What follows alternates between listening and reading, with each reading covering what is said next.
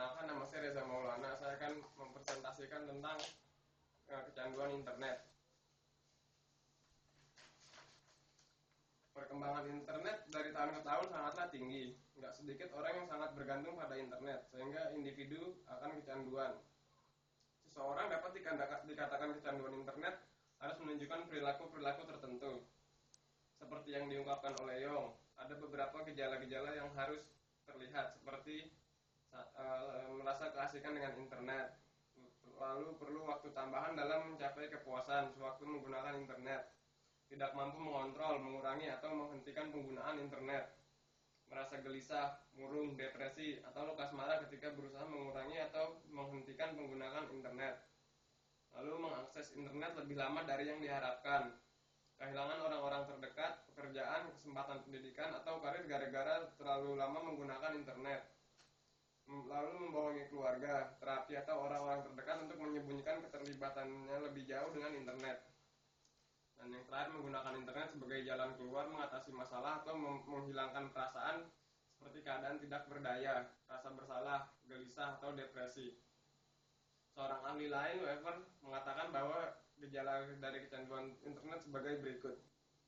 Yang pertama, keasikan dengan internet dan selalu memikirkannya selagi offline, lalu selalu menambah waktu online-nya, dan tidak mampu mengontrol pengeluaran biaya ketika melakukan internet. Lalu ada lekas marah dan gelisah bila tidak sedang online, dan menggunakan internet sebagai pelarian dari masalah, membohongi keluarga atau teman mengenai jumlah waktu yang digunakan ketika online, kehilangan teman, pekerjaan, ataupun kesempatan pendidikan dan karir karena penggunaan internet. Terus menggunakan internet walaupun dana untuk online menipis, depresi, kemurungan, kegelisahan, dan kecemasan meningkat jika tidak menggunakan internet, mengalami gangguan tidur atau perubahan pola tidur karena penggunaan internet, dan merasa bersalah dan penyesalan yang dalam akibat penggunaan internet. Lalu internet itu sendiri memiliki dampak negatif dan positif. Dampak negatifnya sebagai berikut. Yang pertama adalah cybercrime. Cybercrime itu ada hacking dan cracking. Hacking itu adalah memasuki sebuah jaringan dengan maksud mengeksplorasi atau mencari kelemahan sistem jaringan. Sedangkan cracking yaitu usaha memasuki secara ilegal sebuah jaringan dengan maksud mencuri, mengubah, atau menghancurkan file yang disimpan dalam jaringan tersebut. Lalu yang ada pornografi. Terus ada violence and gore atau kekejaman yang ditampilkan di dalam dunia internet. Lalu ada penipuan dalam bisnis-bisnis online. Lalu ada carding, itu tidak jauh berbeda dengan perjudian online.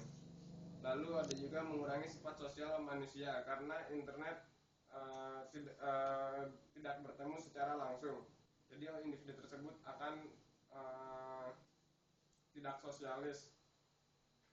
Nah, dampak positifnya yang pertama adalah media pertukaran dengan cepat. Internet bisa digunakan untuk mengirim file, misalnya email, gambar, video, dan sebagainya. Lalu bisa juga sebagai hiburan seperti game online, mendengarkan musik. Lalu bisa juga menghemat biaya seperti berkomunikasi dengan keluarga atau rekan yang berbeda negara atau jarak jauh. Lalu ada juga sarana pendidikan seperti virtual class atau e-learning. Contoh kasusnya di Cina itu ada pasangan yang rela menjual anaknya hanya untuk bermain internet. Mereka akhirnya salah satu mertua dari pasangan tersebut ada yang melaporkan ke polisi.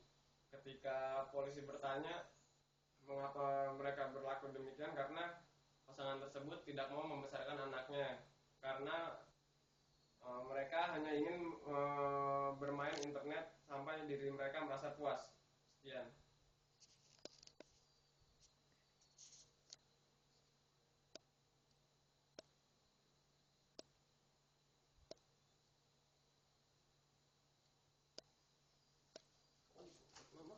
Mama,